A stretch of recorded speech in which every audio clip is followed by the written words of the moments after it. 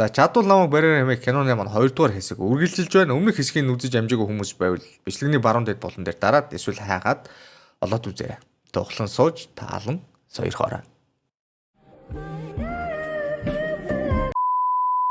Зулсарын баяраа Фрэнк маш ихээр ганцаардаж гунигэлсэнд Карлийн дугаарыг ханаас ч юм бэ болоод тэрний ажил руу залгадаг. Бага газраа өөрийнхөө номертой хэлж сэтгэлээсээ түүнтэй ярилцахыг хүсдэг боловч цагдаа л бол цагдаа учраас дахиад худлаа амныхаа зоргоор бурж байна гэж ойлгоод нэг их ач холбогдол өгөхгүйгээр уцаан салгачихна.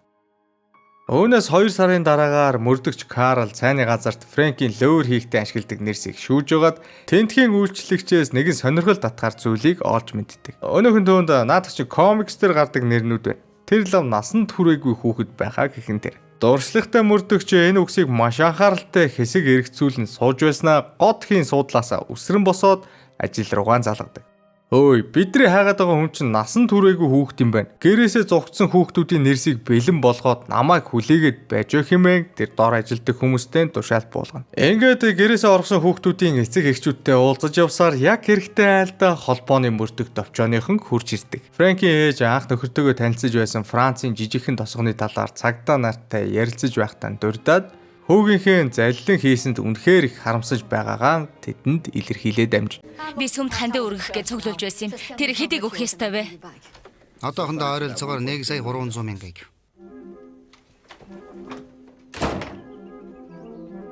Өөний Артур манай гол дүрийн баатар аль дээр уучраа олчихсон тансаг байр машиныг хог нэгээр нь солиж үнэтэй үдэшлэг сайхан эмэгтэйчүүдээр хүрээлүүлээд байж байдаг. Нэг өдөр тэднийд архиуж байсан найзынх нь биеийн байдал жаахан таархан болсон учраас Фрэнк тэр нөхрийг аваад эмнэлэг рүү очив. Овчин залуу үүдний хүлээн авах хэсэгт уйлчихсан сууж байгаа Бренда гэх бүсгүйгээс тухайн эмнэлэгт сул оронтой гарсан талаар мэдэж авдаг. Нисгэгчийн мэрэгчлэн урдийнх шигээ тэрний сонирхлыг ихээр татгаан байж дээрээс нь цагдаа нар хөөцөлтөд байгаа болохоор мэрэгчлээ солиход яг тохирсон цаг хэмээн манай залуу тэр зурт бодоод амжина. Толгойдоо орж ирсэн болгоно шууд л ажил хэрэг болгож аль хэдийнэ дадаж амжсан Фрэнк 7 хоногийн дараа л гэхэд өөртөө хуурамч диплом хэвлээд авчихсан өнөө хэмлэгтээ мэс заслын эмчээр хуваарлагдсан очдог. Брендаг тэр шууд хараандаа авч анхны өдрөөс өөл тэрнтэй дотн харилцаатай болоод эхэлнэ. Би тийм биш.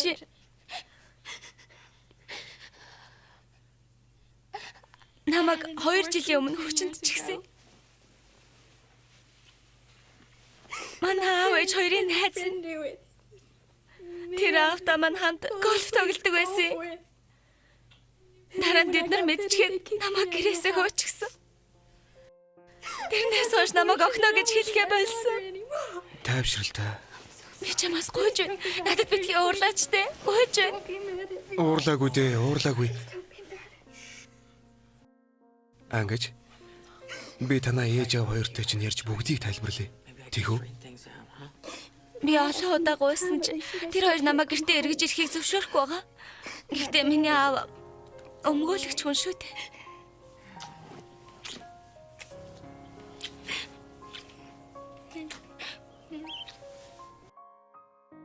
Бренда. Хэрвээ чи докторийн сүд хүсгүй болвол энэ бүхэн сайн тал руугаа эргэх болов уу? Юу гэнэ?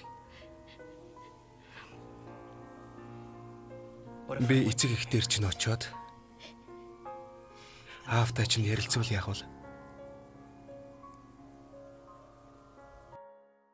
Чамайгаа гуйвал яах вэ?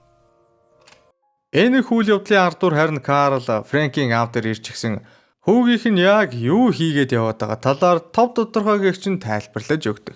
Ингэж явахдаа тэр эцгийнх нь байрнаас Фрэнкийн аавда бичсэн загтлуудыг санамсаргүй хараад одоо байгаа хаягийг нь олоод мэдчихэв.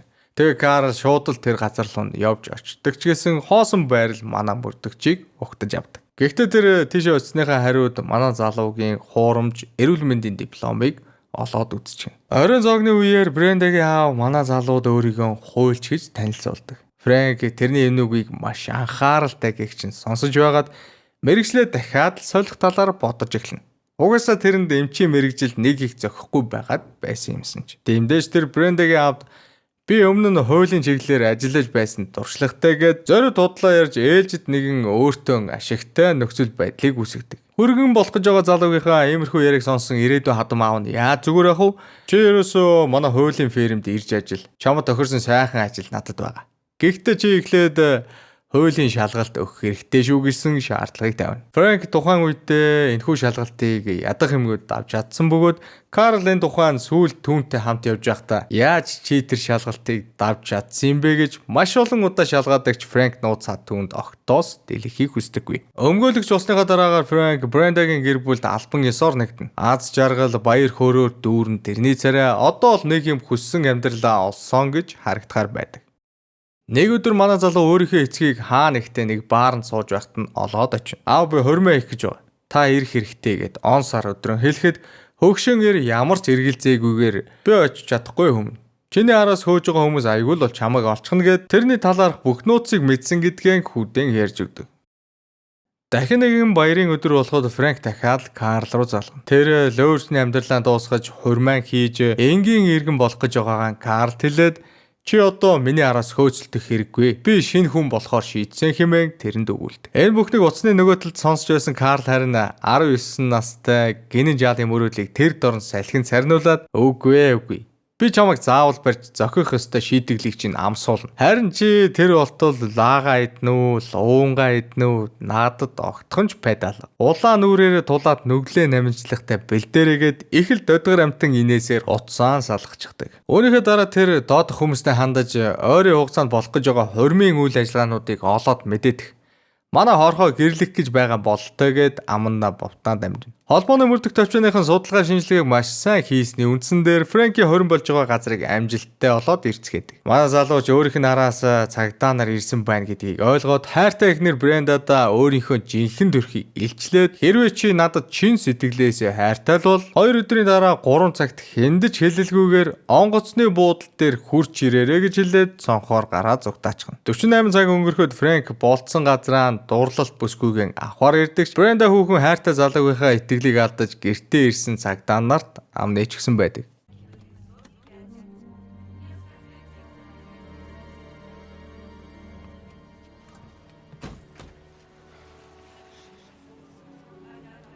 Карл нисэх онгоцны буудлууд дээрх хамгаалтуудыг чангатгаж энэ замаар л Фрэнк Америкаас зугтаах болно гэж бат итгэн хүлээж эхэлнэ. Тэрний энэ бодол хэдийгээр 100% үндэслэлтэй үнэн гаргалгаа боловч нөгөө талд залжин Фрэнк түүнээс 50 алхмын дөрөнд алхаж оюутан охтуудын дунд онгоцны үйлчлэгч шалгаруулж Европоор аялуулах эрхийн төлөөх тэмцээн зохиогоод өөрийгөө 8 гоо үзэсгэлэнтэй бүсгүйчүүдээр хүрээлүүлсээр нисэх онгоцны буудлын дээр хөл тавьдаг. Хөөхөн царай тогс шиг урт хөлнүүдийн тусламжтайгаар манай залуу холбооны мөрдөх товчооныхны хажуугаар зүгээр л өглөө ажилдаа явж байгаа хүн шиг зөрөөд гарчихна. Тэгээд бас болоогүй замаар мөрөөрөө явж исэн нэгэн залуу $100 төлөөд гадаа байгаа машин дотроо нисгэгчийн хувцас өмсгөөд суулгачихсан байж байдаг. Ганц царайг нь мэддэг Карл хүртэл иймхэн жижигхэн ээлбэнд хууртаад онгоцны буудлаас гарчихсан болохоор Фрэнкэд агаарын хөлгөндөө суухад бүр амархан болоод ир. 15 сарын дараа Карл Хенрити маш удаан хугацааны туршид нэг хүний араас хөөцөлдсөн ч барьж чадахгүй байгаа болохоор наад ажлаа өөр хүнд шилжүүлээ гэсэн дарга нарийнхаа дарамттай тулгарч эхэлдэг. Тэрний нөхцөл байдал тийм сайнгүй байгаа хэдий ч ажилдаа үнэнч тууштай хүн болохоор тэр хөрсөндөө хүртлээ зогсохгүй гэд гүрийгээд байна. Нэг өдөр манай хүн ганцаараа өрөөндөө суучихсан. Фрэнки хийсэн жинхэнэ юм шиг төгс гэмээр чекийг энтэндээс нь эргүүлж тойруулж сууснаа. Чекний үйлдвэрийн мэрэгжилтэнгүүдээс зөвлөгөө авахар очдог. Өнөөдөр нь ч энэ жинхэнэ чек байна. Гэхдээ цаас нь энтхийх биш байна. Европын орнуудад л ийм байх боломжтой. Жишээ нь Францад гэд хэлчихэн тэр. Карлийн толгойд энэ үед Фрэнки ээж нэрээ Францын жижиг тосгоноос гаралтай шүү гэж санаад тийшээгээ яаралтай зорчих нэг билет бичүүлж авдаг. Очин зариуд бол Хенрити мөрдөгчийн зөн совингоор Фрэнкийн байгаа газрыг олоод ирнэ. Өнөөхөн тэгтэл ингэж нэг юм 100 сарын баяраар дахиад чи үтээр таарах гэж хэмээн солиорчихсон мянган чекийг үйлдвэрийн аргаар хэвлчихсэн сууж байдаг. Хенрити залуу хүүд цагдаа нарт бүслэгдсэн гэдгийг нь ойлгуулад өөрөөр нь гавыг нь зүүлгээд Францын цагдаа нарт барьж өгнө. Онгоцон дэвж явахдаа Фрэнк аав руу залгамаар байна. Мэдээгээр дамжуулж биш өөрийн биеэр цагдаа нарт баригдсан гэдгийг аавда хэлмээр байна хэмээн мөрдөх залуугаас гуйхад Карл үгээ зөж ядан уучлаарай залуу. Аав чинь саяхан нас орчихсон. Чамд яаж хэлэх юм мэдэхгүй байсан юм а. Харамсалтай байна гэж хэлдэг. Энэ үгний араас Фрэнкийн дотор муухаарч нойлын өрөө ормоор байгаагаа Карлд ойлгуулна. Өнөөхөн ч зөвшөөрчих хэрэгтэй газар руу нь явуулдаг. Хэсэг хугацааны дараа тэдний онгоц Америкт газардахад манай залуу энэ боломжийг алдалгүйгээр нойлын хэсгээр шургачаад арын дугууны тэр хавьяас гараа зүгтаачна. Фрэнки хамгийн түрүүнд очих газар бол мэдээж тэрний ээж. Фрэнки ээж Барнс гэх нөхөртөө суугаад дундаасаа жижигхэн охинтой болж маш аз жаргалтайгаар амьдарч байгаа харагдав. Айлын амьдралыг гаднаас нь ажиглаад манай залуу зогсож байх тэр мөчид Карл хамтрагчдтайгаа ирээд тэрнийг буцаагаад аваад явдаг. Америкийн нэгдсэн улсын шүүх манай залууд 12 жилийн ялуунож энгийн дэглэмтэй хойрох анги руу явуулна. 5 сар өнгөрсний дараагаар Карл хуучны анд дэрэн ирж хуурамч чекний талаар тэрнээс асуудаг. Фрэнк ч энэ тал дээр хэнийг ч дагуулахгүй мэрэгжилтэн болохоор хаанаас ямар хүнийг хайж хэнийг барьж авахыг нь хэлж өгнө. Иймэрхүү маягтай 2 сар өнгөрсний дараагаар Карл өөрийнхөө даргаыг Фрэнктэй авчирч уулзуулаад дахиад нэг хуурамч чек тэрэнд үзүүлдэг. Залуу хөө ямар аргаар хийсэн чек гэдгийг нь тэдэнд хэлж өгөхөд мөрдөх товчооны дарга түүнд өлцсөн хугацаагаа наранд өнгөрөөж холбооны мөрдөх товчоонд ажиллаж цайруулвал ямар вэ гэсэн саналыг манай залуу тавина. Маш сайхан нөхцөлтэй санал учраас манай хөө тэр дорн зөвшөөрөөд анхны ажлын гараагаа холбооны мөрдөх товчооны ширээний араас эхлүүлдэг. Эрхчлөөтэй болж сансан бүхэн нь ёстой бодлын үзүүрээр хөдлөд байгаач бичиг цаасны ажил Фрэнкийн залхуу хүргэж адал явдалтай амьдралынх нь хэв маягийг улам ихээр санагдуулаад явчихна. Ингээд Фрэнк нэг өдөр ажлаа тарчгаад гэрлүүгээ харж яваад дэлгүүрийн шилэн лангууны цаана байгаа цоо шинхэн нисгэгчийн хослолыг олж хардаг. Өөрийн мэдлгүй гарын түүнлүү тэмүүлж өнөөх хувцсыг худалдаж аваад нисэг онгоцны буудлын дээр Фрэнк ирнэ. Карл энэ үед нь харин тэрний энэ үйлдийг холоос ажиглаж араас нь дагаж явсаар яг онгоц руу орохын өмнө хажууд нь гарч ирээд залуу минь одоо чи эрхчлөөтэй. Чиний араас дахиж хөөцөлдөх хүн байхгүй. Хүссэн зүйлээ чи одоо хийж болно. Чиний амьдрал одооноос эхлээд чиний гарт орсон гэж хэлээд тэрнийг хайчих. Маргааш өдөр болоход Фрэнк ажлаасаа хоцорсон ч гэсэн Карл дээр буцаж хурж ирээд хийх ёстой зүйлээ үргэлжлүүлэн хийнэ. Карл тэрний өөдөөс харж байгаад ахин нэг удаа өмгөөлөгчийн шалгалтаа чи яаж давснаа надад хэлэхгүй юм уу гэж шалгаадаг. Манай залууч нууцаа задлахаар шийдэж би зүгээр л бүгдийг нь цээжилчихсэн юм аа.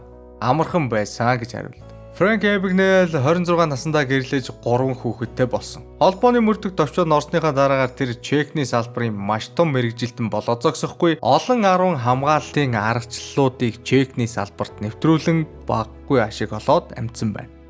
Фрэнк, Карл хоёр одоо хүртэл сайн найзууд. Жак энэ түрээд энэ удаагийн хям тайлбар өндөрлөж байна. Бичлэг таалагдсан бол лайктаар subscribe хийгээрэй. Дараа уулзтлаа. Түр баяртай.